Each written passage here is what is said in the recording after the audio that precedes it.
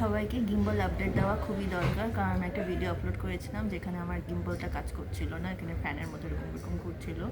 তো আমি এটা কিনেছিলাম 12 তারিখে, আমি হাতে পেয়েছিলাম 14 তারিখে। 14 তারিখে যখন এটা হাতে পাই তখন আমরা ফার্স্টে ফাংশন করতে পারছিলাম না, তো আমরা ভাবছিলাম যে হয়তো আমরাই কাজ করতে পারছি না বলে গিম্বলটা কন্ট্রোলে আসছে না।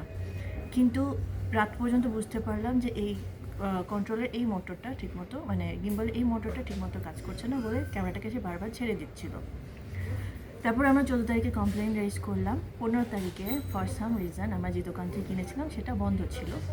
16 তারিখে 16 ডিসেম্বরের কারণে বন্ধ ছিল। 17 তারিখে যখন আমরা তাদের ফোন করলাম তারা বলল যে প্রোডাক্টটাকে নিয়ে তাদের শোরুমে গেলে তারা এটা আমাদেরকে চেঞ্জ করে দেবে। আমরা যখন শোরুমে গেলাম তখন আমরা জানতে পারলাম যে তারা বলছে ওয়ারেন্টি ক্লেম করতে, আর ওয়ারেন্টি ক্লেম করতে আমার 3 দিন সময় লাগবে। আমি ট্রাভেল করার প্ল্যান ছিল আমার, সো আমি তাদেরকে বলেছি আমি ওয়ারেন্টি ক্লেম করতে পারবো না।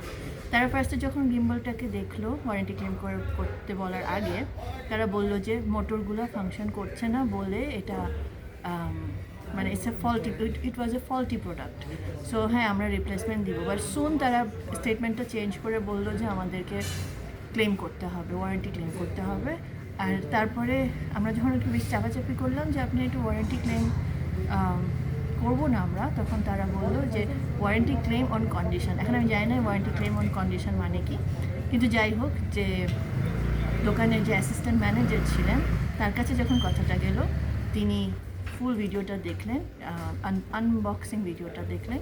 ওখানে তিনি দেখলেন যে কিছুক্ষণ পরে এই একটা মোটর কাজ করা বন্ধ করে দিয়েছে, অ্যান্ড দোকানের অন্য লোকরা বললো যে একটা মোটর পর আরেকটা মোটর না, আরেকটা মোটর আস্তে আস্তে করে সবগুলোই কাজ করা বন্ধ করে দিয়েছিল বলে ওটা এরকম ডিফেক্ট করছিল।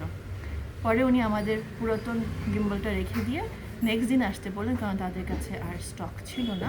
নেক্সট দিনে তারা আমাদেরকে নতুন গিম্বল দিয়েছেন একটা, মানে পুরাতন গিম্বলের রিপ্লেসমেন্ট এটা দিয়েছেন।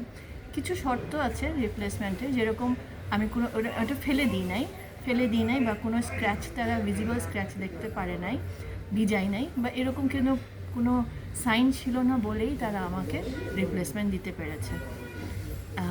সো এখন আমার হাতে নতুন গিম্বল আছে, তারা শুধু রিপ্লেসমেন্টই দেয় নাই, তারা আমাকে কীভাবে এটা ইউজ করতে হবে সেটাও বলেছে, আর এটা আপাতত ঠিকঠাক ফাংশন করছে। এটা আমার বলার ছিল, কারণ আমার ভিডিওতে অনেক ভিউ আসছে, আর এটা বলা দরকার যে আমি কী সার্ভিস পেয়েছি তাদের কাছ থেকে।